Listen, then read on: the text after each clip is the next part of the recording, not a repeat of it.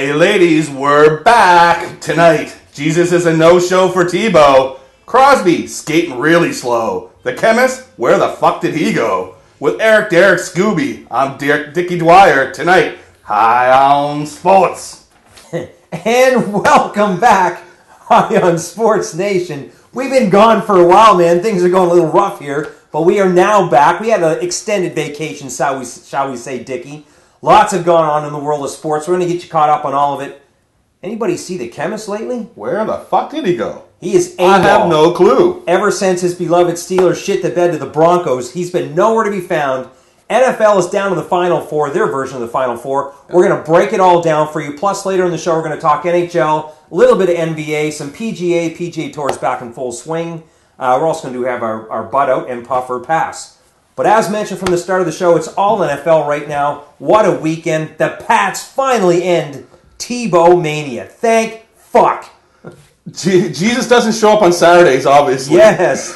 So the schedule makers of the NFL were looking down upon the New England Patriots, that is, because the game was on Saturday. And as Dickie just said, Jesus was nowhere to be found. Nowhere to be found. It was one of the weekends, you know what, going on a betting perspective, you could pick the ones that were going to be close and the ones that weren't. And the ones that were close, the outcomes are really surprising. That's right, yeah. I think Vegas made a lot of money this past weekend. Home cooking was good to a lot of the teams in the NFL, especially the Patriots. My God, Tommy had five TD passes. I almost said Tebow passes. TD passes within the first half. And he had 6 in the first couple minutes of the third quarter. What a He steps on the field, and he's a playoff record-making genius. What an impressive performance He was. by Tom Brady. I kind of thought the second half of that Patriots game, he was going to still lob up a few more touchdowns, like to put it back. I think it was 5 in a game. Yeah. And if he had 6, it would have broke the record. I think did he just end up tying it? I think 6, that's what he tied it. Yeah. Bill Belichick, classy guy, he took the foot off the gas and said, let's just coast home.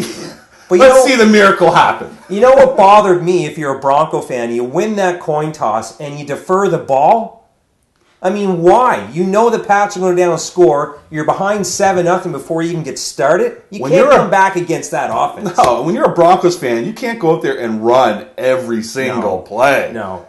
Every play. It was sad what they were doing. Different team altogether, the Broncos, when they faced the Patriots. The previous week, they played the Steelers, as we spoke about. Yeah. And, I mean, Tebow was slinging the ball, 316 yards in passing, and, of course, the big 80-yard TD strike first play in overtime. Yeah. But that team was nowhere to be found when it come time to play the Pats. I think all the Holy Rollers would love to see it happen, but I think everybody who realized, it's not going to happen. It wasn't. There was no surprise in that game at all. They were 13.5-point favorites. They covered the spread, no problem at all. I think it was 28-7 after the first quarter. Yeah, I wouldn't even know. I didn't even see what the spread was. Another game I thought was going to be a lot closer, or another blowout, was that Baltimore-Houston game. Baltimore very lucky to get by. Yeah. Could not establish the run. Flacco, again, very inconsistent. I thought so, too. And that same team shows up in Foxborough next week, and they will not beat the Pats. I was surprised how fast they kind of jumped out and looked like they were going to get on top of Houston, and then it was like 17-13 for quite a long time. Yeah. And then they got a little bit at the end. I would have loved to seen Houston take on the Ravens with their full squad. Yeah. With a healthy Matt Schwab to begin with. Yeah, you know what? That team making the playoffs for the first year, it's just so bad they had to be leaning on their third-string quarterback to get them that far. And sure. They had to know, as good as it is, we're not going to go all the way with this guy.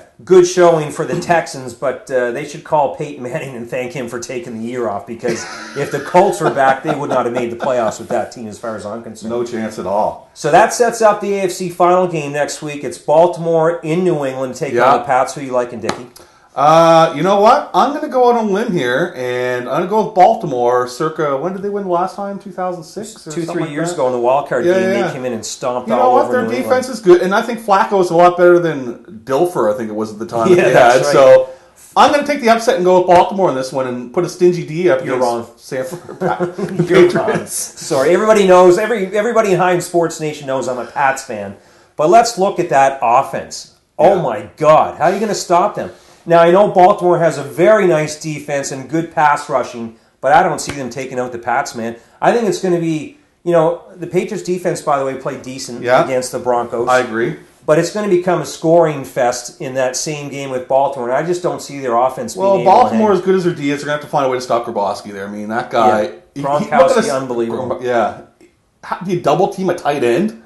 I was thinking about what type of tactics Baltimore may take coming into this game, and you're probably right. I see them doubling up Gronkowski, maybe even Hernandez, and put the game on Welker's shoulders. Yeah, you can catch those slant passes, but he's not going to beat you long, and he's not going to get a ton of yards after the catch like these tight ends have been doing. For the amount of catches Walker get, he was pretty quiet actually in that game. You're right, they did find a way to kind of contain him, but even Branch, Branch had the long touchdown pass, but did nothing afterwards. Yeah. And I think it's going to be crucial for Baltimore to set up the running game. Ray Rice had a terrible game. Yeah. He was non-factor. He was non-factor. I don't know if it was... So was Foster. He was a non-factor. Two running backs were not a whole lot of running that game. That was a dud, man. Yeah. Of all 4 games, the Baltimore-Houston game was terrible. That was bad. All right, so let's end the segment on AFC. You're going to say it's the Pats, it's the Ravens. I'm going New England all the way, and I'm calling a blowout again. What's the score? I'm going to go probably 35-14 New England. 35-14. I'm going to go 24-10 Baltimore. 24-10 Baltimore. Dickie is high on sports. But, I mean, NFL playoffs are awesome, though, eh? It's kind of the best setup of all of them because you got to win to continue. Well, I know you're going right into the NFC. Yeah. That made the weekend. Unbelievable. 2 great games. Great. Did you call the Giants taking out Green Bay? No, but I said they're going to be a good team to play them because earlier in the season they had like a 30-something game each. Yeah. And I thought, well, if there's any team that was going to play good against them, at least the Giants got a little bit of everything, a running back, a quarterback, and defense. Their team is gelling same way as in 07 when they stunned the Pats in the Super Bowl. Yeah. New York Giants front 3 on defense, they were getting pressure on Rodgers with just 3 guys. Unbelievable. And the thing with the Giants they're a team that actually started coming into their own more late in the season and showing more what they can do. Sure. Whereas before they were kind of like, are they going to be in the playoffs? Who knows? But now as they're playing games going on to it, Dallas, all those games, they were dominant. And all Eli Manning has done over the past few weeks is go into New England and take out Tom Brady, and then go into Green Bay and take out Aaron Rodgers. The only person he didn't take down was Drew Brees, and that got done by the 49ers. What a game. That had to be one of the best playoff games I've seen in a long time, if not the best fourth quarter of one. Best 3 minutes of football. Oh, man. Now, if we had to predict it for the game, we're talking about the Niners and Saints, that it was going to be a shootout, and San Fran was going to come out on top? Unbelievable. Unbelievable. I didn't think Smith had it in him. What a gutsy pass by Smith there to win that game. The tight end, what's the name, Davis? Yeah. And snatched the victory away from New Orleans, but what a back-and-forth game. Well, I sort of thought when San Fran got down there, they got downfield around the 20, and they did a couple running plays with Gornett and some little goofy pass play. They're settling for the field goal, and I thought to myself, they're going to be up by 6 at that point. Yep. I thought, they can't do that against New Orleans. You can't leave yourself only up by 6. Right. You're going to be up by a lot more. All right, NFC Championship game. We've got the Giants in San Francisco taking on the Niners. Who do you like, Dickie? San Fran Giants. You know what? Got a lot of friends that are San Fran fans. I'm going to go San Fran. They had a good year. I'm taking the Giants because I'm hoping New England wins, and I want revenge from 07. So look for New England, New York Super Bowl, and the Pats to come out on top. It's Eric Derrick. We're high on sports. We're rolling right along. We're going to come back and talk a little bit about the NHL. Love it. Good to have you, Dickie.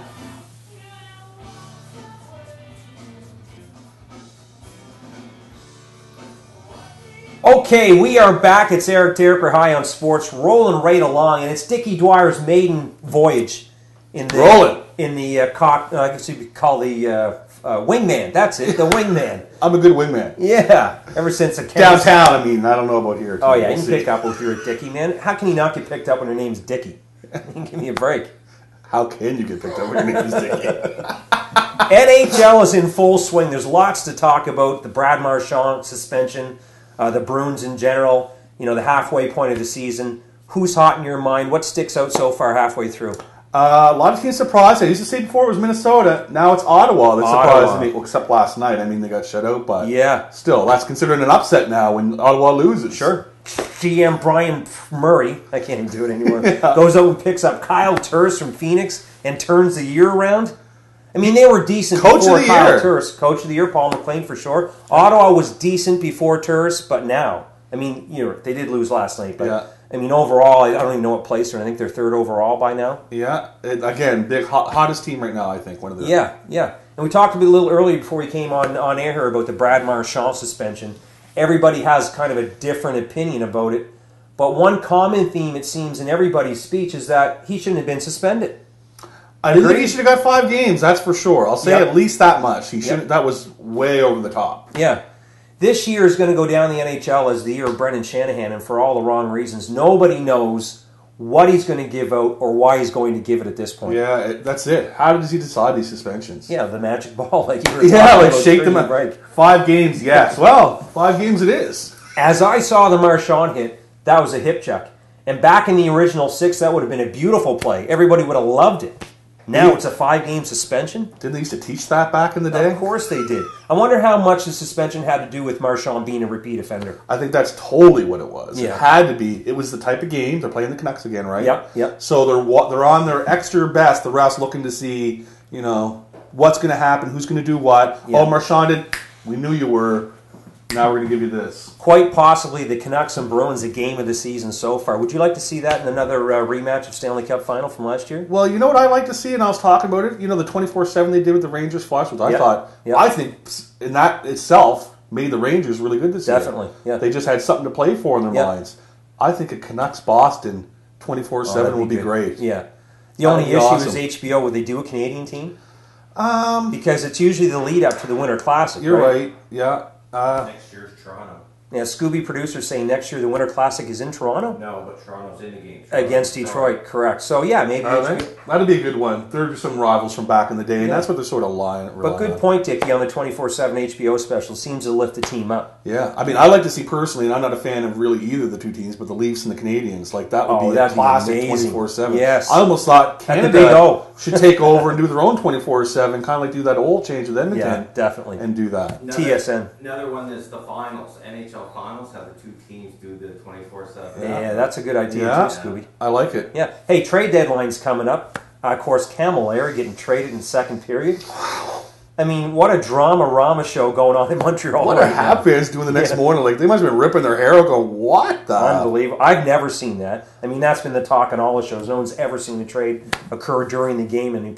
But, of course, if they make the trade and it's the second period, of course you're going to sit him. If you play him in the third period, goes out and blows a knee, then what? You got nothing to trade for. You got to cancel that trade. Yeah. They pick up Rennie Bork in return. Is that going to help Montreal get over the hump? I mean, they did beat the Rangers the other day, 4-1. True that. Yep. I wasn't surprised they went to Calgary, though. I thought that would definitely be their first call, just to get them back to Calgary and just say, what can you give us back? Of course, his best season was with Jerome McGinley back in, I think it was 2007, wasn't it? And as much as I like Rene Bourque, I think he's got skill, the guy is just too flagrant with his elbows and everything else. Yeah, he's got a bit of a mean streak in him, which probably won't hurt Montreal being as small as they are. True that. Yeah, that's actually a good point. I just don't see it enough to get the Habs into the playoffs. The Eastern Division is just so tough. Not this year. What are you hearing for other trade rumors? I hear a lot about Bobby Ryan. Am I missing something here? What happened to Bobby Ryan? It's almost like, what's that movie with the chess player? Bobby Fischer? Bobby Fischer. We should do a spoof on Bobby Ryan. What the fuck happened to that guy? I don't know, man, but lately all the sports shows on the cable stations have been talking about the trades, and they've all got their trade centers and everything set up. They're speculating. I heard about Getzlaf possibly. Speculating like there's no tomorrow. But I just don't get all the hype on Bobby Ryan myself. I mean, what's his best year? Well, I think it's because he got underclassed when he came out with Crosby and those guys. Possibly. Like, he was definitely underclassed when he came out, even though in his own year he probably would have been like the top. It's Anaheim, because, I mean, you take a look at the players that are there. They got Timo Solani, who's the only one that plays well for them. Sure. Corey Perry had a breakout year, which is an exaggerated year in my account last year, my thoughts.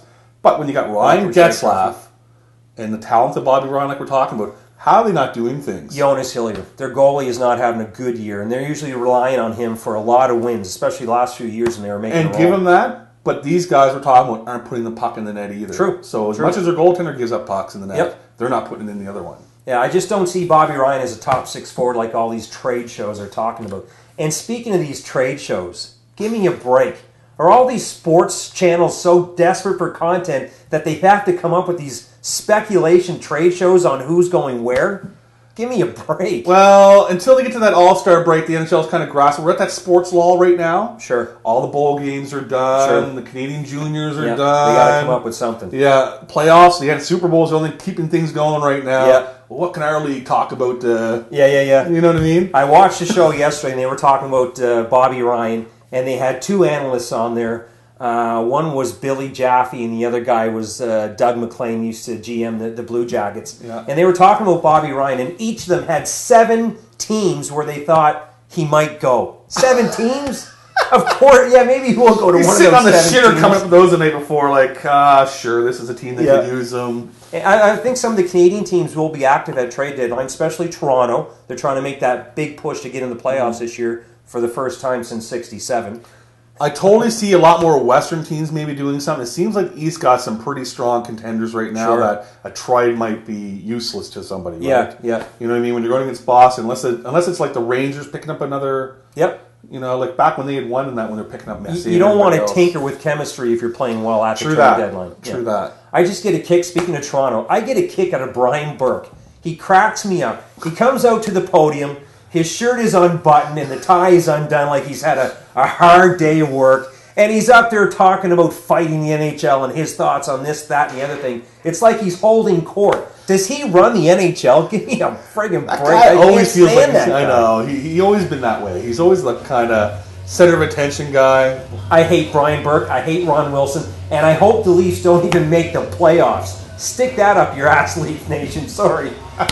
And all the Twitter stuff over Christmas. It's High on Sports. I'm Eric Derrick. This is my Dickie. boy Dickie. We're going to be back. We're going to do some puffer, pass, and butt out coming right at you. All right, we're back again. And what a holiday season I had, Dickie. How about yourself? It was fantastic. I got a Tom Petty ticket for Christmas. Nice. That's going to be a great concert. I can't wait for Have you ever that. seen him before in concert? Never. In my That'd be in my awesome. mind, he's played through a few, but Yeah. New Year's resolutions. Hit me. Get any at all? boring. I'm gonna try to like go Be gluten free, like cut out breads and stuff. I don't know why, but And I'm going to try to be higher on sports than I was last That's year. a That's much a better great one. resolution, It's man. much better. I've been working hard on it, trust me. I've barely been working on mine. And you know, it's been a little bit since we've done our last show, so we're going to kind of recap a few things that went Good on idea. while we were gone, especially over the holidays. And the first thing that comes to my mind is the World Junior Hockey Obviously, Championships. yeah. What makes Christmas really?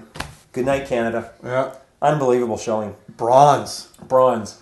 Like, I mean, a beef that I have with that tournament in general is it seems to be so Canadianized. Oh. It's all Canada all the time. And I was watching the round robin tournament, and I think it was Denmark. They pounded 10-2, Yeah. which was disgusting in itself. But after that, they lined up the teams on the blue line and played "Oh Canada" after Yeah. beating Denmark 10-2 Yeah. and gave out medals in the whole 9 yards. Too much substance, not enough meat, if you ask me. And I don't know where their heads were in that Russian game because they did not They didn't show up. Yep. Sure, they did in that third period and kind of made it exciting. Yep. But Scooby even called it. There was this one stupid goal they gave up Yep. over, a cheap shot. Yep. And he said, I bet you that's going to make the difference. And sure enough, it wasn't Scoob? Yeah. Not a tough Canadian team as usual. I think goaltending. Why you wouldn't play that Visiting versus the Russians is beyond me. That kid shit the bed last year and cost him the gold medal. Yeah. Why not give him a chance to redeem himself? Yeah, you brought him back. Bring him back. He's on the team anyway. If Yeah. he sucks, you pull him in the second period or first period, whatever the case may be. I would have started him over the other guy myself. So I think we got out-coached. Yeah, we definitely got out-coached. Yeah, and to end that, the next tournament is in Russia, so it should be interesting to see how Canada fares there. And just this last tidbit, last 4 years at the World Junior Championships, 4 different gold medal winners. Still seems so Canadian to me, though, man, that tournament. I will say one last thing to close off on that. I was really happy to see Sweden come away with it this year. Yeah. They were a strong team last good year. for They them. didn't get the recognition in the Yep. tournament, and they did this year, and I like them. And how about all the bowl games south of the border? We talk about that every once in a while. I tried to follow them, but being as high on sports as I was over the holidays, man, I couldn't keep track of it. Why is it they don't come up with some sort of a tournament as they do in basketball so there can be a clear-cut number one champion, and it would be easier for fans to follow? I totally agree. It's confusion. What were you saying, They're Steve? actually talking about it now, having 14 playoffs. Yeah, I've been they? in discussions with the NCAA on how this can happen. As long as there's no drug testing. I did I'll kind of have think, though, and it does kind of happen a lot where the best two do make it. Like, I thought LSU and that and the Boilermakers, they were the two that should have been there. Well, the game stunk. Well, it was a great defensive Of all game. the games, the championship game stunk. Yeah. It Were was, they the right teams? But that's the good thing about playoffs is you can get that upset or that Cinderella team, i.e. the Giants perhaps this year. But when you look at the NFL, there always seems to be a wild card team, as they call it, go all the way to the Super Bowl. Yeah, that's true. Brackets, man. NCAA basketball. Is that not the best tournament ever? I can't. It's coming soon. I can't wait. Yeah, I wish they do it for football. NCAA, pick your socks up. You can do that and save the football. Yeah, we got them all marched out in bracket, and you let them all come in together and find your winner at the end. Yep. Everybody has a fighting chance. Yeah, and speaking of basketball, NBA back in full swing. These guys are playing like, okay, are you sure you're I'm not an a NBA chemist? fan, and I still can't believe These guys it. are playing 4 games in 5 nights. I can't follow it. It's a lot of NBA. Yeah. I think they should just scrap the season, start it over. Totally. PGA Tour in full swing. When we come back, we're going to go puff or pass and talk a little bit more about golf and, of course, Bud Out. I'm Eric Derrick. We're high on sports, and that's my boy Dickie.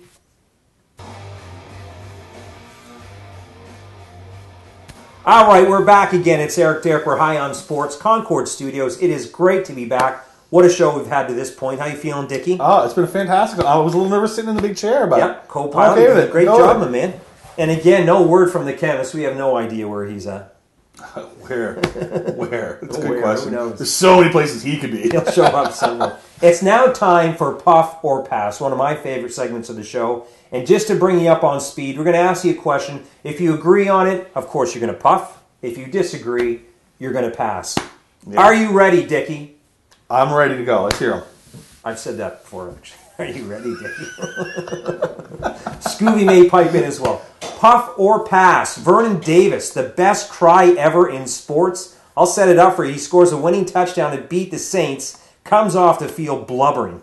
Did you check it out, Dickie? I did. It was pretty sad and pathetic for such a big man to be crying like that. But you know what? Sports is all emotion, man. What's wrong with crying? But I'm going to pass. This is the all-time worst one. I still like we're talking sort of before we came back on here. Yep. Gretzky all-time. Gretzky. I can't get that out of my head. Messier wouldn't cry. Give me a break.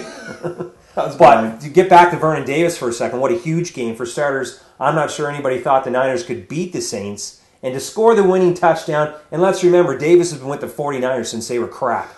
So I'm going to give him a pass on that one. I'm going to pass. It's not the best cry ever, but it's a good one. Coming off the sidelines, a big It's showing how big the game was to that guy, really. I mean, sure. even though they're the second best, and only because how great Green Bay did this year, they knew they were in tough against the Saints and come away with the victory. I didn't think he may have thought they couldn't have done it. I'd hate to see the big son of a bitch lose. What kind of reaction are we going to get? Exactly. I'd be the one crying. All right, puff or pass, PGA Tour back in full swing.